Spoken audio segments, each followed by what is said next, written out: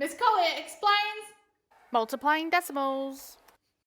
Today's learning intentions are to be able to multiply decimals and to understand that we can use estimates to check the reasonableness of results. We will know we are successful when we can multiply decimals.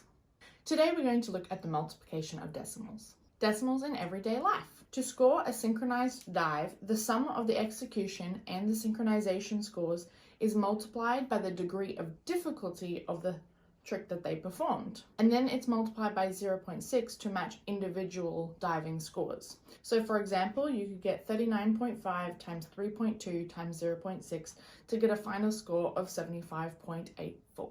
But there are countless ways that decimal multiplication is very relevant in everyday life. We've learned about area, but there's very few times when the things we want to find the area of are actually whole numbers. So for example, finding the area of a block of land that is 34.5 meters long and 5.2 meters wide would require us to use decimal multiplication.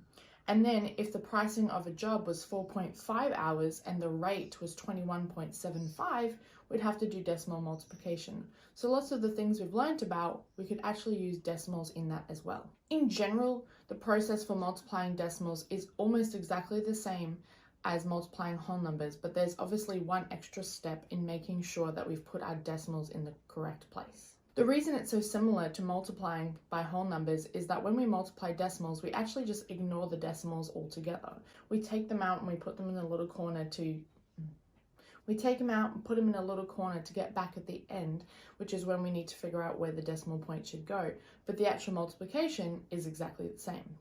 So to find the correct spot for the decimal point, we use the rule of however many decimal places there were in the question is how many there should be in the answer. Let me show you an example. Let's say I did 5.34 times 1.2. Well, how many place values are there behind the decimals? I've got 1, 2, 3. So I've got 3. So at the start, I would put a little 3 and put them in the corner. Then I would multiply 534 by 12 and I would get 6,408. Now I go back to my little decimals in the corner and there's 3. So I've got to count back 3. 1, 2, 3, and I put my decimal point right there. So the answer is 6.408. And of course, just like adding and subtracting decimals, we should always do an estimate to check our reasonableness. So if I did 5 times 1, that's 5. Is 5 close to 6? Yes. Remember that the estimate is to figure out if we put the decimal point in the right place. So if we put it in the wrong place, we would have ended up with 64 or 0.6, which is nowhere close to 5. So 6 is close to 5 and it's quite reasonable. And when we multiply by multiples of 10, we can initially ignore the zeros and perform our normal multiplication. But then when we get our answer, we need to position our decimal point and then remember that we took that away and use our rules to multiply by 10 or 100 or whatever we took out. Let's practice multiplying decimals. I have 12.31 times 7. So first step is to write it out in a line, 12.31 times 7. Then we underline how many decimal places there are. There's 2. We write it here and we put it in a little circle on the right hand side. Now we are going to ignore all the decimals and write it like a normal multiplication underneath each other. So I'm writing 1,231 multiplied by 7, remembering to line our ones up there. Now I'm going to perform normal multiplication. 7 times 1 is 7. 7 times 3 is 21. I put a 1 here, put a 2 up here. 7 times 2 is 14, plus 2 is 16. 6 and a little 1. 7 times 1 is 7 plus 1 is 8. So I have 8,617. Now I'm going to go collect those decimal places. I had 2, and so I'm going to count 1, 2, and stick the decimal place in there. I think my answer is 86.17, but I'm going to do an estimation to check.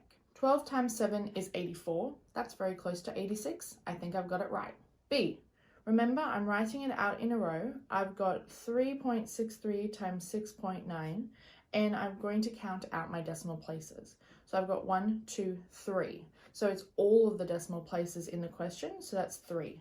Now I'm writing it out, 363 multiplied by 69, and I'm drawing a line. Now I'm going to perform my normal multiplication. 9 times 3 is 27, 7 and a little 2. 9 times 6 is 54, plus 2 is 56, 5. 9 times 3 is 27, plus 5 is 32. Now I'm going to do the next one in a different color. You don't have to. But remember, now that I'm timesing by 6, it's in the tens place, so I need to add that 0 there. Don't forget that 0 because we've got to move everything to the tens place. 6 times 3 is 18. I put an 8 here and I put a 1. 6 times 6 is 36, and I'm adding the 1 because it's the red, not the 2 from last time. So it's 37, and I'm adding a little 3. 6 times 3 is 18, plus 3 is 21. Now, remember, I perform an addition. 7 plus 0 is 7. 6 plus 8 is 14. Carry the 1. 1 plus 2 is 3, plus 7 is 10. Carry the 1. 1 plus 3 is 4, plus 1 is 5, and a 2. Now I've got to go collect those decimals. I had 3 decimals, so I'm counting 1, 2, 3, and I'm sticking a decimal place in there. If I think 3 times 6 is 18,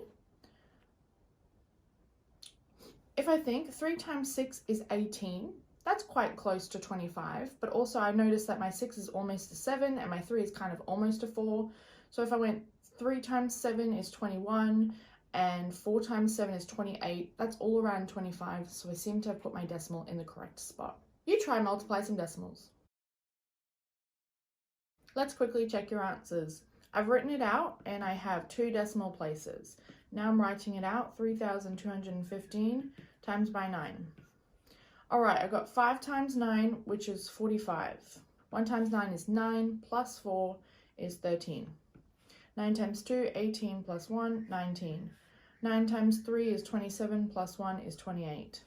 Now I go back, get those decimals, that's 2. 1, 2, and I'm putting in a dot right there.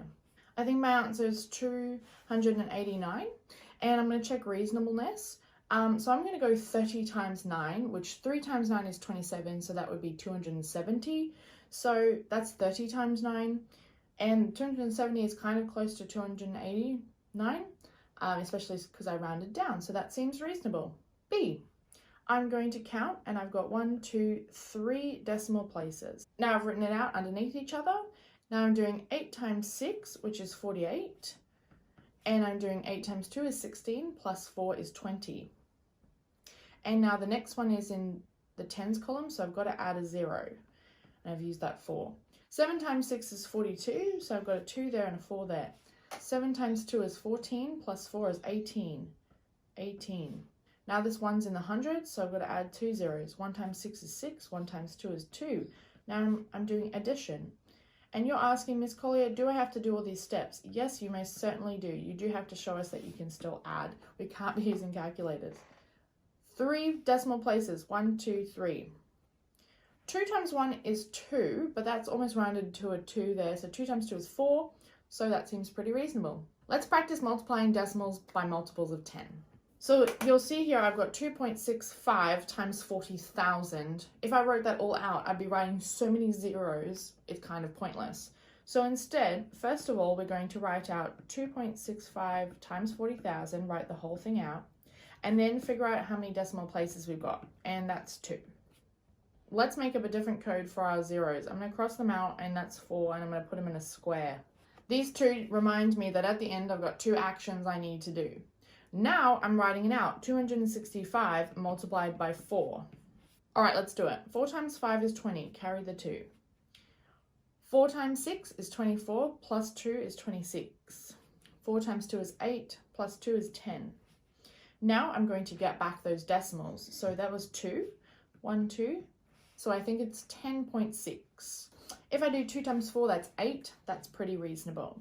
So now I've already done the 2.65 times 4. So what I have left now is the answer, which is 10.60 times by a 1.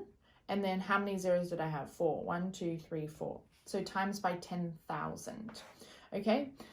So now if you remember, when we multiply by zeros, it moves the decimal. Remembering the decimal doesn't actually move. Our number moves around the decimal, but on our paper, it looks like the decimal moves. And it moves the number of zeros that we have, which is 4. So the decimal is first going to move 1, 2, but then it runs out of room. But we know that we've got an infinity of zeros afterwards. So I'm going to have equals, and I've got the normal 10, and then it moves 1 place, 2 place, 3 place, 4 place, to get 106,000. And I like to check the reasonableness of this, and I like to check it with my fully original number.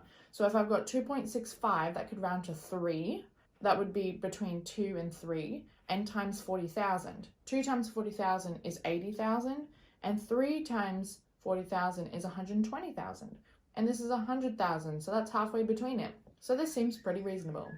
B, I've got 0.032 times by 600. So the first thing is in counting the decimals, that's 3, put it in a circle. 2 zeros, and I'm putting that in a square.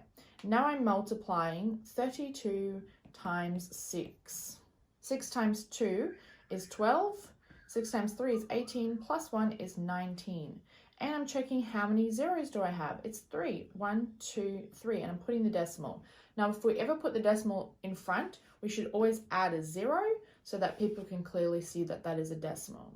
Now, we've got to think, does this seem reasonable? And I've got 300ths times 6. And 3 times 6 is 18.